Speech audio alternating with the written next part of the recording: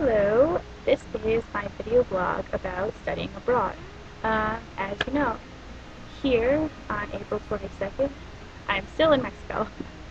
I have 35 days left, and I haven't been able to use Skype at all because the internet absolutely stinks here, even though I was told that it would be great, and that I could go to Starbucks and use it, which isn't true at all.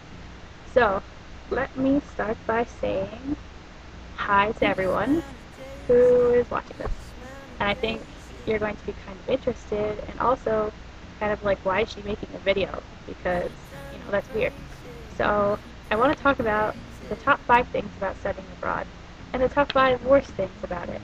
Now, I love it here and I kind of don't want to leave, but at the same time, I really want to come home and I really can't wait. So right now, because I made a joke with Amanda about it, so I'm going to do it anyway. So, start with a list. I'm going to show you some of the things that make you look like you're not from here. First, let's start with this hand sanitizer that they gave us on the first day. You need it everywhere because taking public transportation, and you want to make sure that your hands are clean afterwards, and there's a lot of people in Mexico City. Yeah, so you need that. And then you have your awesome sunglasses that you love so much that give you such a bad tan line. People look at you when you wear these and they're like, oh my god, why are there checkers on them? We have this big, huge, see it's like bigger than my head, this big, huge bottle of water because sometimes there's no filters on the sinks. You have your awesome cell phone that looks like a calculator. It's $20 American dollars, but it works just the same. You need to buy credits for it, which I still haven't. So that's that. And then I have a map of the metro system. Okay, so it looks confusing, but it's not really, because I'm used to using the metro by now. So those are some of the things that make you look like a tourist. Also, you don't want to wear shorts no matter how hot it is, even if it's 80 degrees. You have class at noontime. You're walking around in black pants still. That's me. So, I don't want to look like a tourist. Don't want to bring attention to myself. So, that's the beginning of that rant. The second thing I want to talk about is if you don't live with anyone, you always find a way to make yourself entertained. So, I've got 4 seasons of One Tree Hill.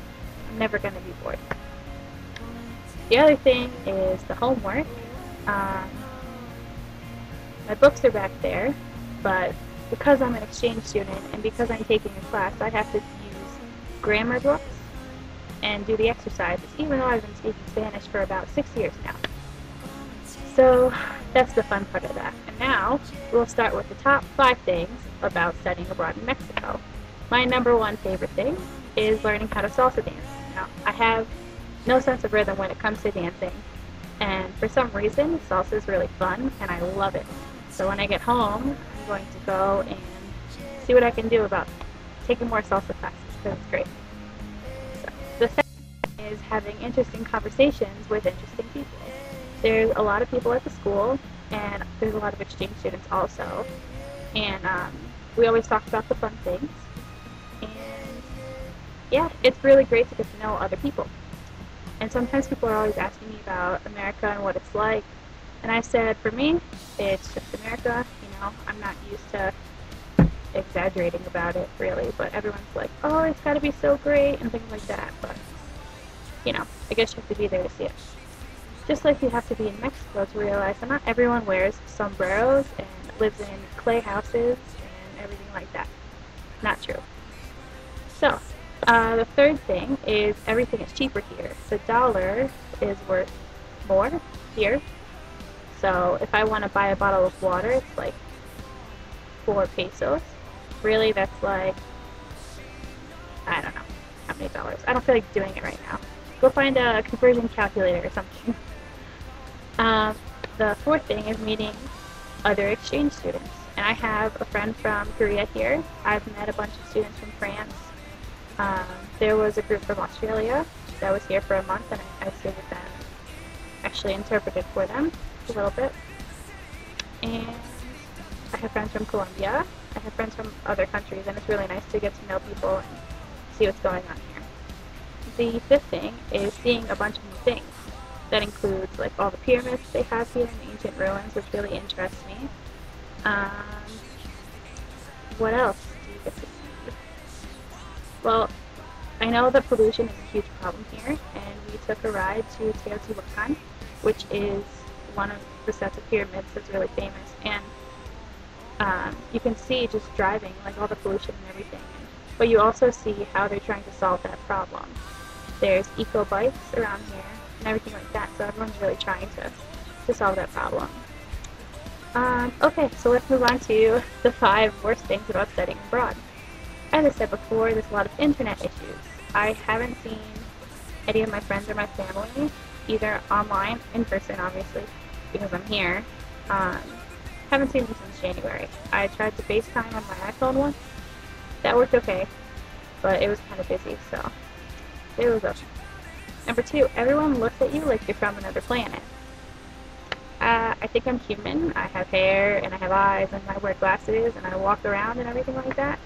So I'm pretty sure that I'm human. And I'm not from another planet, I might be from another country, but don't assume that I can't speak Spanish or understand what you're saying when you talk about me.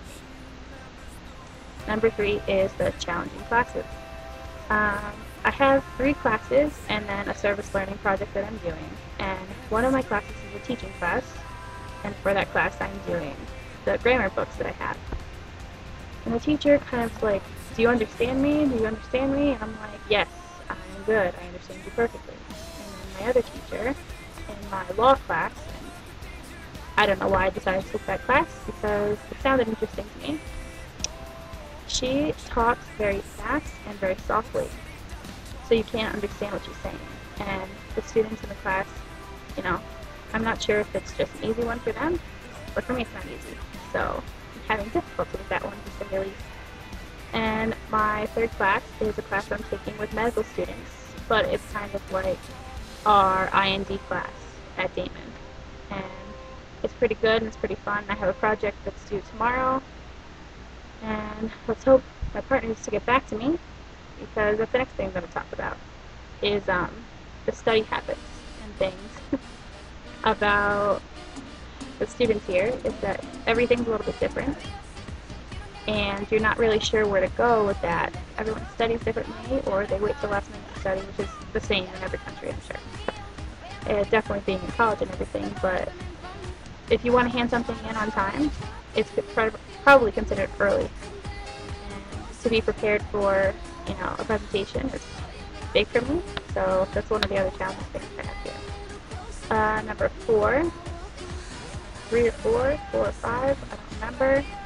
Might end up being a little bit more than that. But missing home and your friends and your family. And I think it wasn't until the 2nd month that I realized exactly how much I missed everyone. And I'm on Facebook a lot more, trying to chat with people, and I absolutely hate Facebook Messenger and everything like that, but I'm actually using it a lot more than I thought I would be. So I miss everyone, and I'll see you guys in like 35 days. Not that I'm counting or anything. And the last thing, like I said, I'm not sure which number this is, but sometimes your head hurts when you try to speak another language all day, and you're like thinking in 2 different languages, and which is a good thing, but sometimes it really is like, it's kind of annoying when you want to just think for yourself for a minute instead of just trying to respond to someone, which is why sometimes last minute I'll resort to, like, how do you say this in Spanish, and sometimes people will know what I'm talking about, but a lot of times no. So those were the top 5 things that I love about it, and the top 5 things that I have difficulty with studying abroad. But yeah, so Amanda's still Facebook messaging me. I'm going to talk to her and post this, and she's going to laugh hysterically knowing that she's mentioned in this video. So I will see you guys all later, and don't miss me too much. I'm going back to you.